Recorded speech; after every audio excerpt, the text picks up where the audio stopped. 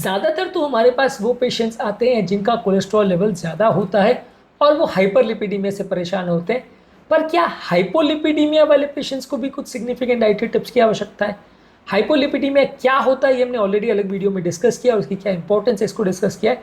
आज कुछ dietary tips हम उनको देंगे ताकि ये हाइपोलिपिडीमिया वाले पेशेंट्स बहुत ज़्यादा परेशान ना हो। ऑब्वियसली हाइपोलिपिडीमिया के ट्रीटमेंट डायरेक्टली ये नहीं कि आप तेल पीना चालू कर दो, घी खाना चालू कर दो, तले गली चीज़ें खाना चालू कर दो, क्योंकि ये खाने से कुछ फ़ायदा तो होगा पर ये एक बहुत अनहेल्दी तरीका होगा इसको करने का। तो आज हम कुछ हेल्दी टिप्स आपको देंगे, अगर किसी व्यक्ति को हाइपोलिपिडीमिया है तो वो इसका पालन कर सकता है। टॉपिक पर जाने से पहले जो लोग हमारे चैनल पर नए हैं उन्हें रिक्वेस्ट करूँगा कि चैनल को सब्सक्राइब करें, वीडियोज़ को लाइक करें, शेयर करें, फॉलो करें, कमेंट करें पूरा।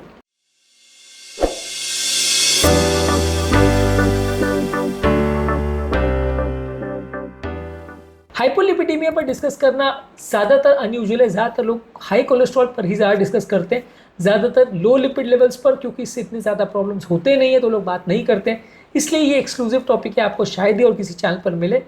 आज के टॉपिक पर जाने से पहले रिक्वेस्ट करूँगा कि वीडियोज़ को एंड तक देखें। तो बिना समय बिगाड़े चलिए शुरू करते हैं इंपॉर्टेंट वीडियो। तो जैसा कि मैंने कहा कि आपको अनहेल्दी चीज़ें नहीं खानी है, आपको तली गली समोसे कचौरी वाली चीज़ें और पिज़्ज़ा बर्गर ये सब खा के अपनी तेल की कमी को पूरा नहीं करना है। हेल्दी फैट्स आपको लेना है, जैसे एवोकाडोज, नट्स ले सकते हैं जैसे बादाम है, अखरोट है, पिस्ता है, ये सारी चीज़ें देखते हैं। सीड्स ले सकते हैं जैसे flax seeds, chia seeds, olives ले सकते हैं। इसमें आपको अनसैचुरेटेड फैट्स, खासकर मोनो अनसैचुरेटेड और पॉली अनसैचुरेटेड फैट्स मिलेगा, जो कि आपका लिपिड लेवल बढ़ाता है लेकिन हेल्दी वे में बढ़ाता है। तो इससे आपका कोलेस्ट्रॉल लेवल्स उतना ज़्यादा नहीं बढ़ेगा और उसका आपका खासकर एलडीएल या बैड कोलेस्ट्रॉल लेवल्स थोड़ा बढ़ेगा लेकिन रीजनेबल लेवल्स पर बढ़ेगा और आपको उतना ज़्यादा नुकसान नहीं करेगा। इसके अलावा फैटी फिशेस ले सकते हैं जैसे salmon, mackerel, tuna, trout, sardine fishes ले सकते हैं। इसमें ओमेगा 3 फैटी एसिड्स होता है जो कि दूसरे और हेल्थ बेनिफिट्स करता है। आपके लिपिड लेवल्स थोड़े ज़रूर बढ़ते हैं लेकिन अनहेल्दी वे में नहीं बढ़ते हैं, हेल्दी वे में बढ़ते हैं। इसके अलावा कुकिंग ऑयल्स में आप ऑलिव ऑयल, एवोकाडो ऑयल और कैनोला ऑयल का प्रयोग कर सकते हैं। इसमें अनसैचुरेटेड फैट ज़्यादा होते हैं। ज़्यादा ट्रांस फैट्स और सैचुरेटेड फैट से भरे हुए ऑयल्स जैसे कोकोनट ऑयल और पाम ऑयल का प्रयोग नहीं करना चाहिए।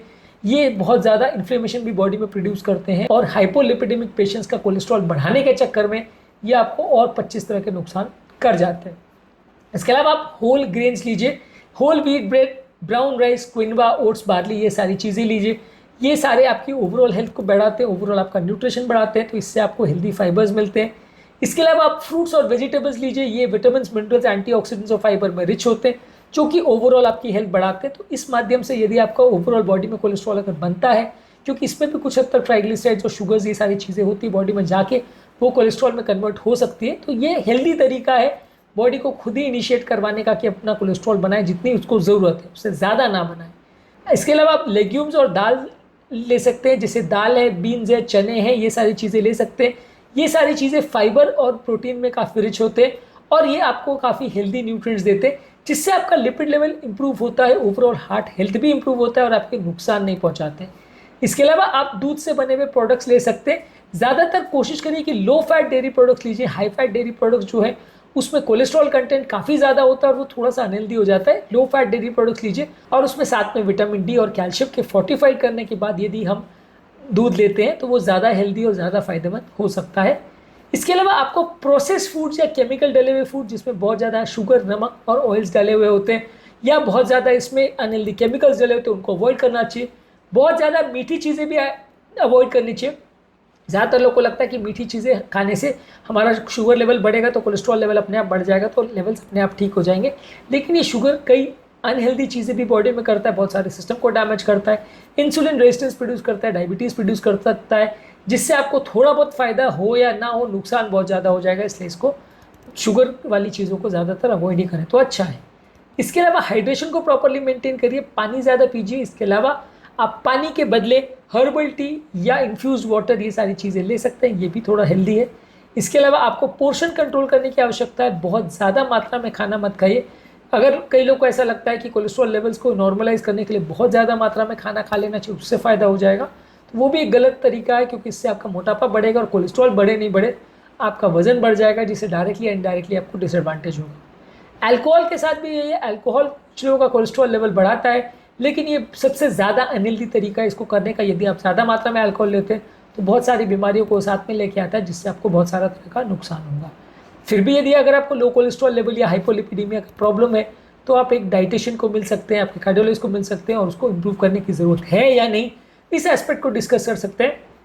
ज़्यादातर लो लिपिड लेवल से उतना ज़्यादा कोई प्रॉब्लम नहीं होती है और ये कॉमन मिसकंसेप्शन है कि उससे आपका शरीर खराब हो जाएगा या उससे आपके सेल मेम्ब्रेन नहीं बनेंगे। ज़्यादातर उसके लिए जितना कोलेस्ट्रॉल की आवश्यकता होता है बॉडी वो बना ही लेता है, तो इसलिए इतना ज़्यादा नुकसान मोस्ट पेशेंट्स में नहीं होता है।